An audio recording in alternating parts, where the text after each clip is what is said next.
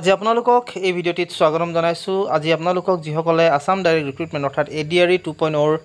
Third grade আৰু fourth গ্ৰেডৰ কাৰণে আচলতে এপ্লাই কৰি থৈছিলে। আৰু যিহেতু আপোনালোকে সকলোৱে জানে যে থাৰ্ড গ্ৰেড আৰু ফ'ৰ্থ গ্ৰেডৰ যি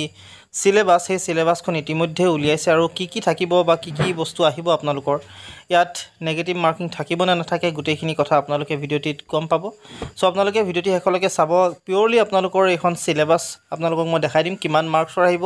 কি কেনেকৈ আহিব গোটেইখিনি কথা আপোনালোকক এই ভিডিঅ'টিত জানিব পাব। সো আপোনালোকে ভিডিঅ'টি শেষলৈকে চাব আৰু যিমান পাৰে সিমান শ্বেয়াৰ কৰিব যাতে সকলো ADRE যিসকলে এপ্লাই কৰি থৈছে তেওঁলোকেও জানিব পাৰে আৰু তেওঁলোকেও এই পৰীক্ষাটো যাতে ভালদৰে দিব পাৰে। সো প্ৰথম কথাটো হৈছে যি ADRE 2.0 অৰ্থাৎ আসাম ডাইৰেক্ট ৰিক্ৰুটমেণ্টৰ যি সিলেবাছ আছে সেই সিলেবাছখন আচলতে আপোনালোকৰ আগত দেখুৱাব বিচাৰিছোঁ কি আহিব কি নাহিব। সো সাধাৰণতে যিহেতু ইয়াৰ যিবিলাক প্ৰশ্ন সেইখিনি MCQ হিচাপে আহে, অবজেক্টিভ টাইপত আহে আৰু কেনেকৈ আহে আপোনালোকে যিহেতু জানে ডেটবিলাকো ইতিমধ্যে আপোনালোকে গম পাইছে। সো যিখিনি ডেট সাধাৰণতে আপোনালোকে গম পাইছে আৰু কেতিয়া হ'ব। সো সেইখিনি আপোনালোকক ইয়াত ডিছকাছ নকৰোঁ, মই প্ৰথম সিলেবাছখনে ডিছকাছ কৰিছোঁ। প্ৰথম কথাটো হৈছে যে কুৱেশ্যন পেপাৰবিলাক সাধাৰণতে আছামিজ, বেংগলী, ইংলিছ, বড়ো আৰু হিন্দী এইকেইটা মিডিয়ামত আহিব। আৰু নেগেটিভ মাৰ্কিঙৰ ক্ষেত্ৰত যিহেতু আগৰ বছৰ যেতিয়া পৰীক্ষাবিলাক দিয়া হৈছিলে তাত কোনো ধৰণৰ নেগেটিভ মাৰ্কিং নাছিল, কিন্তু এইবাৰ সাধাৰণতে যিসকলে পৰীক্ষা দিব তাত নেগেটিভ মাৰ্কিঙৰ যি ব্যৱস্থা সেইটো কৰা হৈছে। So there will be negative marking for wrong answers, ভুল উত্তৰৰ কাৰণে আপোনালোকৰ নেগেটিভ মাৰ্কিং থাকিব। The negative marking to be awarded for each wrong answer will be equivalent to 1/4 of the mark allotted for that question. For example, negative marking for the wrong answer of the question carrying 1 marks will be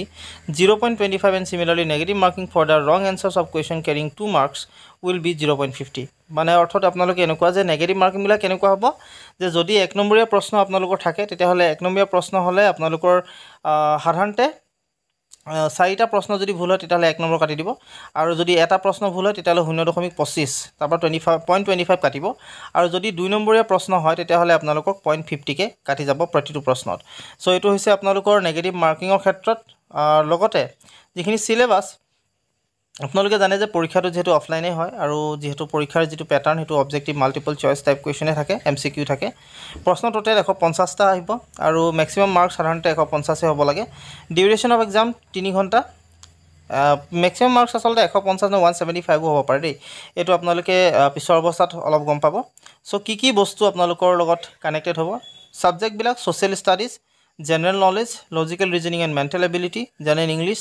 general mathematics আৰু road transport. So total আপোনালোকৰ যি প্ৰশ্ন সেইখিনি হৈছে social ষ্টাডিজৰ পৰা 20 marks পাৰ কুৱেশ্যনত 1কে আহিব। General 30 আহে, logical reasoning 20, general English 30, general maths 30 আৰু ৰোড ট্ৰান্সপৰ্টত 20 আহিব। এতিয়া গ্ৰেড 3 যিখন সিলেবাছ সেইখনৰ লগত ডিছকাছ কৰোঁ। সো ইতিমধ্যে আপোনালোকক সেইখিনিৰ ক্ষেত্ৰত যিখিনি আহিব মাৰ্কছ জেনেৰেল ছ'চিয়েল ষ্টাডিজত 30,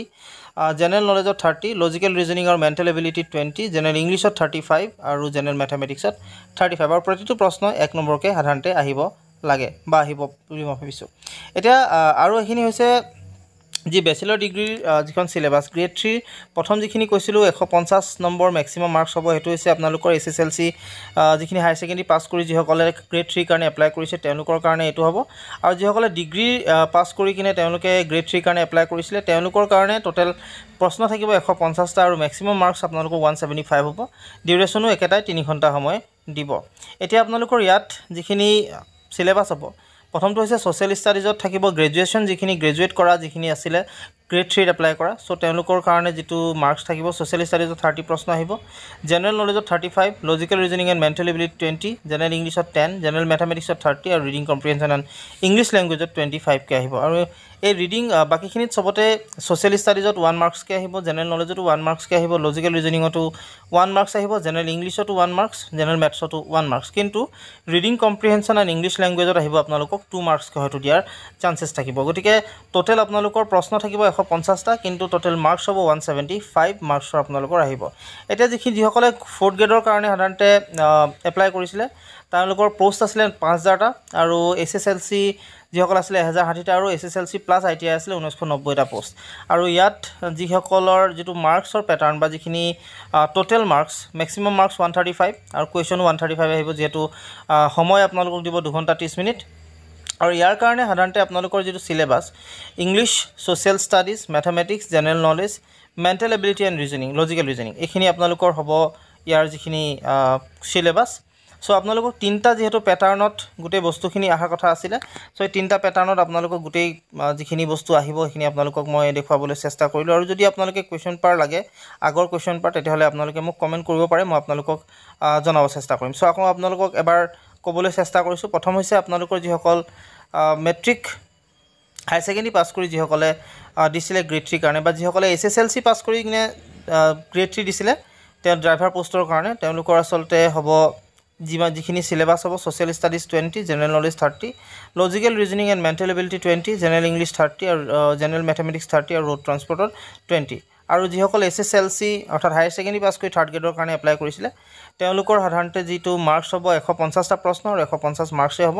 আৰু সাধাৰণতে যিটো সিলেবাস সোশ্যাল ষ্টাডিজত 30 জেনাৰেল নলেজত 30 logical reasoning and mental ability 20 general ইংলিছত 35 আৰু জেনাৰেল মেথমেটিক্সত 35 টা প্ৰশ্ন হয়তো অহাৰ সম্ভাৱনা আছে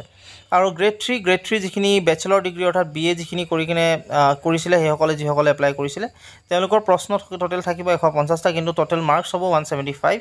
3 ঘণ্টাৰ কাৰণে পৰীক্ষা আৰু সাধাৰণতে যিখিনি সাবজেক্ট হ'ব social studies 30 general knowledge 35 logical reasoning and mental ability 20 general English 10 general mathematics 30 আৰু ৰিডিং কম্প্ৰিহেনশ্যন এণ্ড ইংলিছ ল্যাঙ্গুৱেজত 25 হ'ব 2 মাৰ্কছকে তাত থাকিব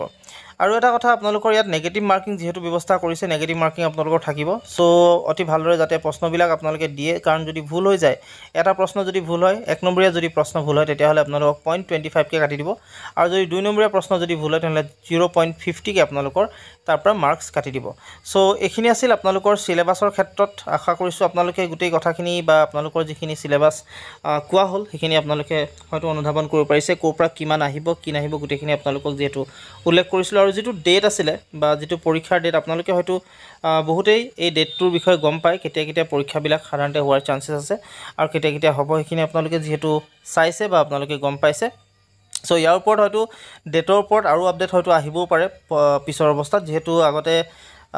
যেটো তিনটা ফেজত পৰীক্ষা হোৱাৰ কথা কৈছিলে মেইনছ তাৰ পিছত আপোনালোকৰ প্ৰিলিমছ মেইনছ আৰু ভাইভা এতিয়া যেহেতু আমাৰ মুখ্যমন্ত্ৰী মহোদয়ে ইতিমধ্যে উল্লেখ কৰিছিলে যে তিনটা ষ্টাইলত যেটো APSC ষ্টাইলত সাধাৰণতে পৰীক্ষাবিলাক নহয় এটো যেনেকৈ আগতে হৈছিলে তেনেকৈ হ'ব পৰীক্ষাবিলাক দুটা থাকিব মেইনছ আৰু ভাইভা গতিকে এতিয়া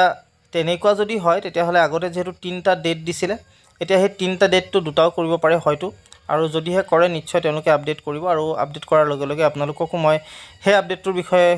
আপোনালোকক ইনফৰ্ম কৰিম সো এইখিনিৰ ক্ষেত্ৰত যেটো পৰীক্ষা আপোনালোকে যেহেতু পৰীক্ষাৰ কাৰণে ৰৈ আছে গতিকে পৰীক্ষাটো সেপ্টেম্বৰত হোৱাৰ যেটো চান্সেছ আছে গতিকে আপোনালোকে এতিয়া এই সিলেবাছ যিখন পাইছে আপোনালোকে তাৰ পৰাই পঢ়িবলৈ আৰম্ভ কৰক আৰু এইখিনিৰ মতে আপোনালোকে যদি পঢ়ে নিশ্চয় আপোনালোকৰ সকলোবিলাক যে এক্সামিনেশ্যন প্ৰিপাৰেশ্যন ভাল হ'ব আৰু পৰীক্ষাবিলাকো হয়তো ভাল হোৱাৰ চান্সেছ থাকিব সো এইখিনি আপোনালোকক আজি জনালো আশা কৰিলো গোটেই কথাখিনি আপোনালোকে ভাল পালে যদি ভাল পালে তেনে প্লিজ লাইক শেয়াৰ আৰু সাবস্ক্ৰাইব কৰিব যিমান পাৰে সিমান শেয়াৰ কৰক সকলোৱে শেয়াৰ কৰক যাতে সকলোৱে এই ইনফৰমেশ্যনটো পায় আৰু সকলোৱে যাতে নিজৰ যিখিনি প্ৰিপাৰেশ্যন এইখিনি ভালদৰে কৰিব পাৰে তাৰ কাৰণে সো আজিলৈ এইখিনিয়ে ধন্যবাদ